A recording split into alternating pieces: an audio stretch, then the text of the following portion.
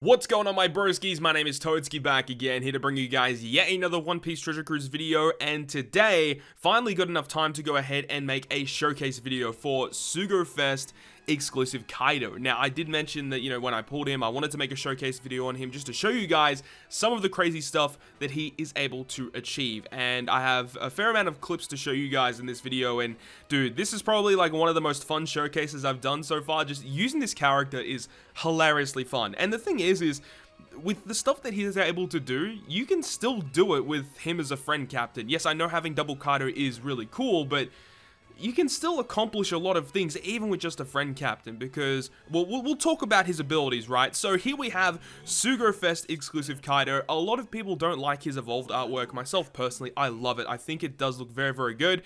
Though for thumbnails and using it for videos for artwork's sake, it's kind of annoying to use because it is a little bit difficult to see his face there, but I love the artwork either way. Let's go ahead and talk about his abilities, right? So he is a Dex powerhouse striker. A lot of people know this by now. His captain ability is a 4 times attack boost to powerhouse and striker, as well as giving them a 1.25 times health boost. He reduces everyone's cooldowns by 2 turns at the start of the fight, and he does 400 times his attack and dex damage to all enemies at the end of every single turn. And at the start of the quest, he launches his special ability, which we can talk about his special ability here. So at the start of the quest, this will activate. It cuts all enemies HP by 20%, and it will go ahead and activate a 99 turn end of turn damage buff, where it does an additional 400 times his attack and dex damage at the end of every single turn. So of course you can't stack this buff with a secondary Kaido, but this will ultimately mean that with double Kaido and the special active, you'll have 3 hits of 400 times that character's attack as end of turn damage in dex damage, which is just insane, absolutely bonkers. But there is an added effect that states that at the start of every battle, that he will go ahead and cut all enemies HP by 20%. Now, I have mentioned this in previous videos as well, but the fact that he does the health cut every single battle is very powerful, as it not only means that, when you are looking at the enemy's HP, you can realize like, oh wait, Kaido, he does like 2.4 million damage with his end of turn damage, but you gotta remember there's a 20% health cut on top of that, so he's actually doing a lot more damage than you really think, right? And that was definitely something that I noticed when I was planning teams for this showcase video. I realized that 20% health cut actually makes a big difference in him actually clearing certain bosses, which is good. And, as we mentioned, the fact that, you can get the special launch at the start of the fight, getting that additional 400 times his attack, means that even if you're running him as a friend captain, as I said at the start of the video, you can still get 2 hits of 400 times this character's attack in dex damage to all enemies, which is still very strong. But the big downside to the character is that he doesn't have any sort of ability to give you beneficial slots. You will have to rely on other characters to provide that to your team. Now, for his other abilities, of course, he does have the Enrage ability. This actually will increase his end of turn damage when you are taking damage. I did notice this. I don't know if it's in one of these showcase clips, but I did notice that during one of the clips where I took damage, the end of turn damage went up to like over 1 million for that hit, which was absurd. So that's very strong. He also has recovery bind resistance by 5 or 7 turns, my bad, which is very powerful, and he completely resists slot bind, which again is a really nice ability to have. Not too many legends have the ability to completely remove it, but Kaido is one of them, which is great. He does have a support ability that just supports his batch, which 18% of his attack is very strong, but you're not going to be using those particular characters that much. I mean, Jack is the most predominant one there. You can support Legend Jack, but still, the main reason why you want this guy is because of that captain ability, of course. That captain ability is so good. And without further ado, guys, we've talked about Kaido. You guys understand his abilities. Let's go ahead and get into the showcase.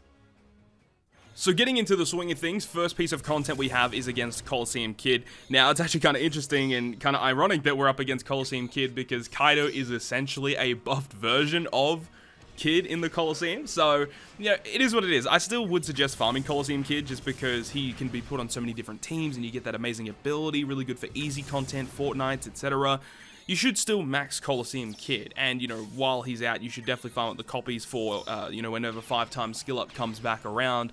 But yeah, Kaido just destroys it as expected, and it's kind of funny because when Colosseum Kid first came out, he was relatively challenging. He had lots of just annoying gimmicks that you had to deal with, and specifically for this event with Kaido, right, the fact that Kid, he actually turns into a strength unit, when you achieve the final boss fight, right? So he'll become a strength unit, which means that Kaido's end of turn damage is nerfed significantly. So even with that in hand, you are still able to get through it pretty straightforward. With this team, it is the only real recommended units I would suggest is the Clash Barto and the Rare Recruit Beppo, or just any unit that can remove the threshold. That's all you really need. The Oven and the Blackbeard on this team are just whatever. I just chucked in 2 free-to-play units just to show that the team, you know, it didn't really matter. As I said, the heavy lifting is mainly done from that end of turn damage, which of course is nuts because you're getting 2.4 million damage end of turn. Of course, when it is against a strength enemy, that is nerfed down to 1.2 million damage, but alternatively against a quick enemy, that is significantly increased, which is very, very good.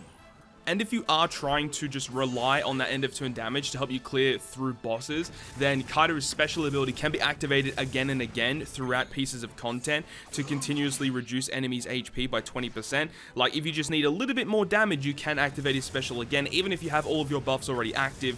Just an additional 20% health cut will go a long way in, you know, giving you more opportunities to KO some of the enemies. So there we go. That's the full rundown against Colosseum Kid. And now the next clip is from Colosseum Jimbe.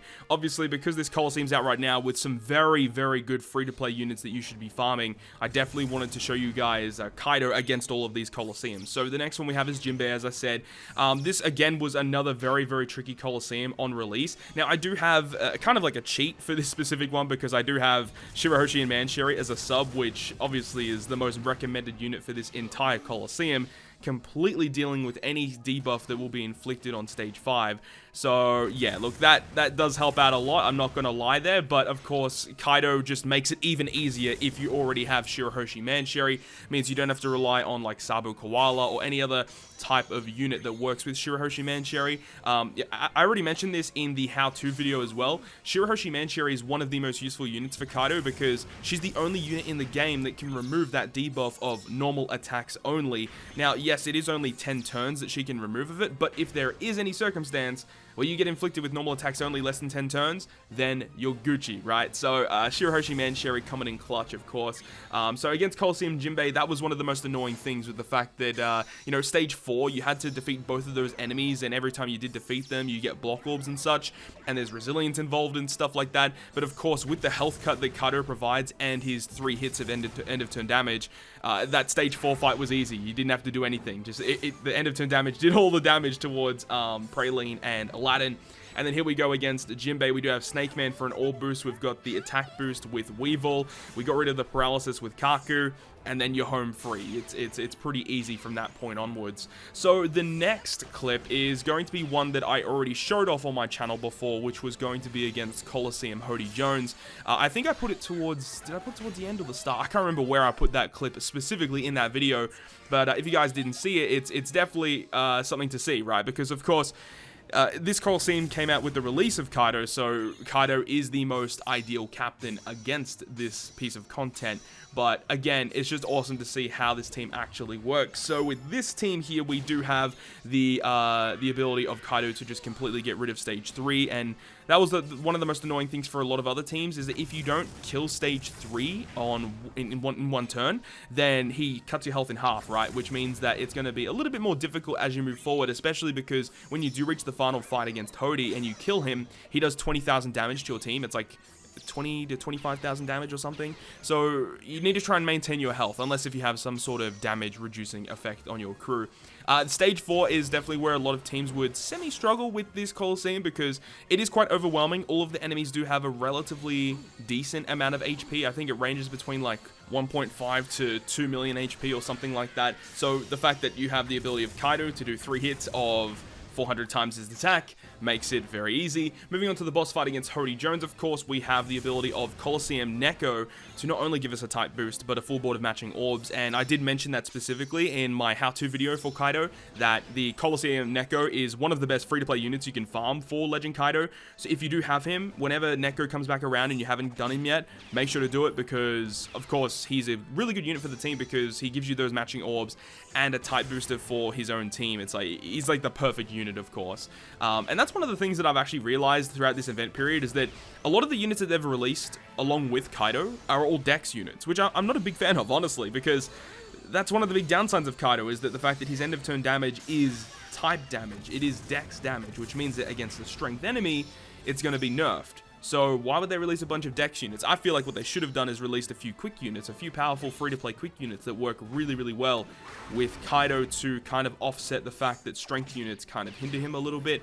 Saying that though, as I said, if you health cut strength enemies, if you have other damaging specials against strength enemies, it's not going to be that big of a deal, as you guys saw against Colosseum Kid earlier on in this video. And then moving on from Hody Jones, we have our final Colosseum clip of the video, which is against Kinemon, which is, again, another old school type of Colosseum. Like, legit, Colosseum Kinemon came out so long ago, man. Like, around the 2nd year anniversary.